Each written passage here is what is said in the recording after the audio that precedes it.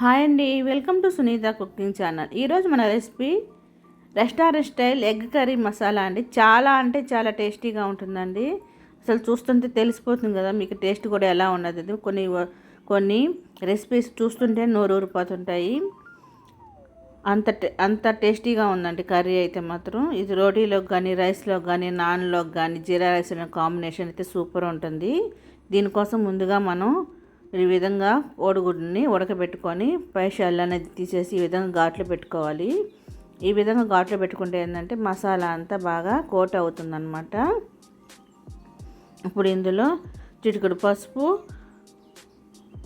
ఒక 1/2 table spoon కన్నా తక్కువ కారం వేసుకొని ఈ కారం పసుపు అంతా మనకి ఎగ్స్కి బాగా పట్టేటట్టు బాగా కోట్ చేసుకోవాలి. కోట్ చేసుకొని ఈ విధంగా పక్కన పెట్టుకోవాలి. ఇప్పుడు ఒక బౌల్ తీసుకొని ఇందులో చిక్కటి పెరుగు వేసుకోవాలండి. ఒక 3 టేబుల్ స్పూన్ల చిక్కటి పెరుగు వేసుకొని ఈ పెరుగుని మనం స్మూత్గా అంటే ఈ విధంగా స్మూత్ క్రీమ్ లాగా వచ్చేటట్టు బాగా ఈ విధంగా బీట్ చేసుకొని ఇప్పుడు ఇందులో మనం 1/2 టేబుల్ స్పూన్ పసుపు, కారం అండి, మీ స్పైసీకి తగ్గట్టు కారం వేసుకోండి. నేను ఇక్కడ 2 టేబుల్ స్పూన్ల కారం వేస్తున్నాను. 1/2 టేబుల్ స్పూన్ ధనియాల పొడి, 1/2 టేబుల్ స్పూన్ కన్నా కొంచెం తక్కువ గరం మసాలా, రుచికి సరిపడా సాల్ట్ వేసుకొని మొత్తం ఈ పెరుగు, ఈ కారం, ఉప్పు, పసుపు మసాలాలన్నీ బాగా కలిసేటట్టు ఈ విధంగా బాగా మొత్తం మిక్స్ చేసుకోవాలి. చూడండి, ఈ విధంగా మనం కలుపుకొని పక్కన పెట్టుకోవాలన్నమాట. ఇప్పుడు స్టవ్ వెలిగించుకొని ఒక ప్యాన్ పెట్టుకొని అందులో కొద్దిగా ఆయిల్ వేసుకోవాలండి. ఆయిల్ వేసుకొని మనం కారం, పసుపు వేసుకున్న కలిపి పెట్టుకున్న ఎగ్స్ని వేసుకొని ఫ్రై చేసుకోవాలి. ఎగ్స్ ఎప్పుడైనా సరే డైరెక్ట్ వేసే కాడికన్నా ఈ విధంగా ఫ్రై చేసుకొని వేసుకుంటే టేస్ట్ ఇంకొంచెం బాగా టేస్టీగా ఉంటాయండి. పిల్లలు కానీ ఎవరైనా సరే ఈ విధంగా ఇష్టపడతారు. మా పిల్లలు కూడా ఇలా ఫ్రై చేసి వేస్తే కర్రీలో బాగా ఇష్టపడతారండి. ఒకసారి ట్రై చేయండి. చూడండి, ఈ విధంగా కొద్దిగా లైట్గా గోల్డ్ కలర్ వచ్చిన తర్వాత పైన కోటు ఈ విధంగా తీసి పక్కన పెట్టుకోవాలి ఎగ్స్ని. ఇప్పుడు అదే ప్యాన్లో ఇంకొంచెం ఆయిల్ వేసుకోవాలి. ఆయిల్ కాగిన తర్వాత ఇందులో జీలకర్ర వేసుకోవాలండి. 1 టేబుల్ స్పూన్ జీలకర్ర వేసుకోవాలి.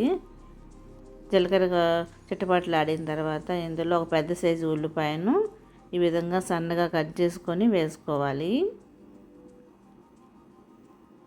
ఆనియన్ త్వరగా ఫ్రై అవ్వడానికి సాల్ట్ వేసుకుంటే త్వరగా ఫ్రై అయిపోతాయండి ఆనియన్స్ అనేవి. ఇదొక టిప్ అండి. ఈ ఆనియన్స్ అనేవి మనకి లైట్గా గోల్డ్ కలర్ వచ్చేంత వరకు ఫ్రై చేసుకుంటే కర్రీ అనేది టేస్ట్ బాగుంటుంది. అప్పటి వరకు ఫ్రై చేసుకోవాలి. చూడండి, ఈ విధంగా మనకి ఆనియన్స్ అనేవి ఈ విధంగా బ్రౌన్ కలర్ వచ్చిన తర్వాత ఇప్పుడు ఇందులో 1 టేబుల్ స్పూన్ అల్లం వెల్లుల్లి పేస్ట్ వేసుకోవాలి.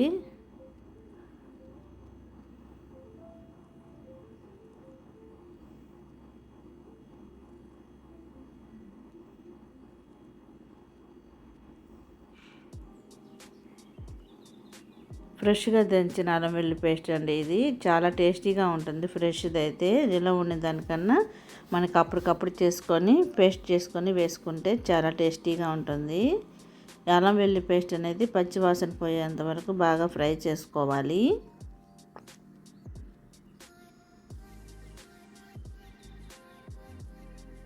విధంగా పచ్చివాసన పోయిన తర్వాత ఇప్పుడు ఇందులో ఒక మీడియం సైజ్ టమాటాని ఈ విధంగా పేస్ట్ చేసుకొని వేసుకోవాలి.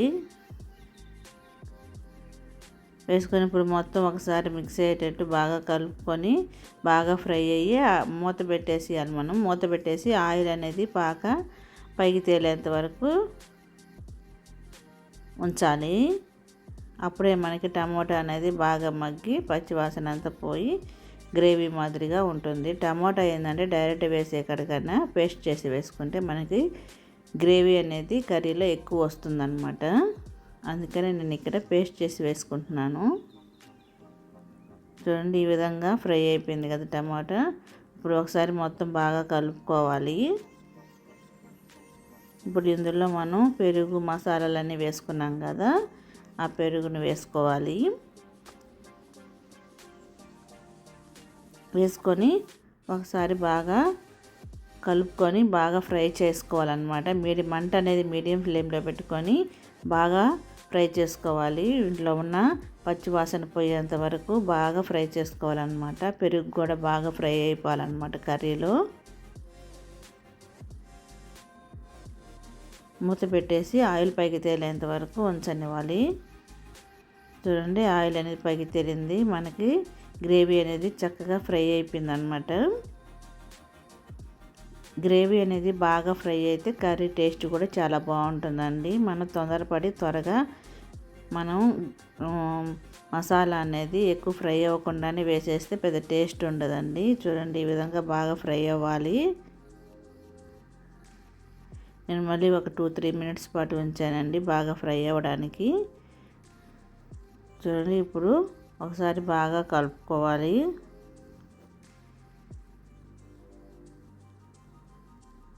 చూడండి ఈ విధంగా ఫ్రై అవ్వాలన్నమాట. గ్రేవీ అనేది ఆయిల్ అనేది బాగా సపరేట్ అయిపోవాలి, అప్పుడే మనకి అర్థం అన్నమాట బాగా ఫ్రై అయిపోయినట్టు. ఇప్పుడు ఇందులో మనం కర్రీకి తగ్గట్టు వాటర్ పోసుకోవాలి. వాటర్ పోసుకొని ఒకసారి బాగా కలుపుకొని ఈ స్టేజ్లోనే మనం సాల్ట్ సరిపోయిందో లేదని ఒకసారి చెక్ చేసుకొని సరిపోతే కొంచెం వేసుకోవచ్చు. ఇప్పుడు మూత పెట్టి బాయిల్ అయ్యేంత వరకు మనం ఉంచాలన్నమాట, ఒక 2-3 మినిట్స్ పాటు.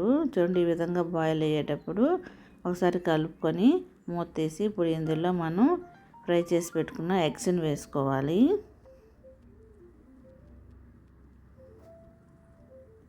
చాలా అంటే చాలా టేస్టీగా ఉంటుందండి ఈ రోటీ అయితే. ఈ ఎగ్ కర్రీ అనేది రోటీలోకి అయితే కానీ, రైస్లోకి కానీ కాంబినేషన్, నాన్లోకి కానీ ఎనీ కాంబినేషన్ అండి. సూపర్ అంటే సూపర్ టేస్టీగా ఉంటుంది. తప్పకుండా మీరు ట్రై చేయాల్సిన రెసిపీ. 20 ఎగ్స్ కర్రీస్ రెసిపీస్ మన ఛానల్లో చాలా రెసిపీస్ పెట్టున్నాయండి. ఒకసారి వెళ్ళి మన ఛానల్ని సపోర్ట్ చేయండి, చెక్ చేయండి. మన ఛానల్ని సపోర్ట్ చేయండి, కొంచెం ముందుకు తీసుకెళ్ళండి మన ఛానల్ని. చూడండి ఇలా విధంగా ఎగ్స్ వేసిన తర్వాత సన్నగా కట్ చేసుకున్న కొత్తిమీర కూడా వేసుకొని ఒకసారి కలుపుకొని మళ్ళీ మూత పెట్టి కొంచెంసేపు వండిస్తే మనకి కర్రీ అనేది రెడీ అయిపోద్దండి.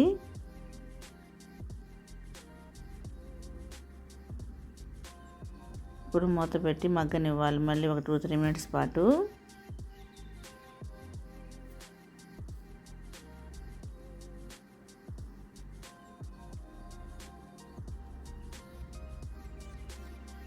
చూడండి మన కర్రీ అనేది దాదాపు రెడీ అయిపోయిందండి.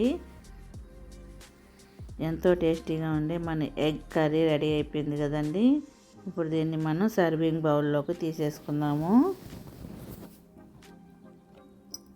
చూడండి ఎంతో టేస్టీగా ఉండే మన ఎగ్ మసాలా కర్రీ రెడీ అయిపోయింది కదా. మీరు కూడా ట్రై చేసి ఎలా ఉందనేది కామెంట్ సెక్షన్లో మెసేజ్ చేయండి. ఈ వీడియో కనుక మీకు నచ్చినట్లయితే ఒక లైక్ చేయండి, షేర్ చేయండి, సబ్స్క్రైబ్ చేయండి. మరిన్ని వీడియోస్ కోసం సునీత కుకింగ్ ఛానల్ ఫాలో అవుతూ ఉండండి. Please subscribe my channel friends. Thank you for watching. చూడండి మనం ఇప్పుడు సర్వింగ్ బౌల్లోకి తీసేసుకుంటున్నాం అనమాట. మనం పెట్టే వాళ్ళకి ఎప్పుడైనా మంచి సర్వ్ చేసి పెడితే చూసేదానికి బాగుంటుంది, టేస్ట్ కూడా సూపర్ ఉంటుందండి. చూడండి ఈ విధంగా సర్వ్ చేసుకుంటే రెస్టారెంట్ స్టైల్లో మనకి ఎగ్ మసాలా కర్రీ రెడీ అయిపోతుంది అనమాట. చూడటానికి ఎమ్మీగా ఉంది కదండి. టేస్ట్ అయితే సూపర్ ఉందండి. ట్రస్ట్ మీ అండి. Thank you for watching.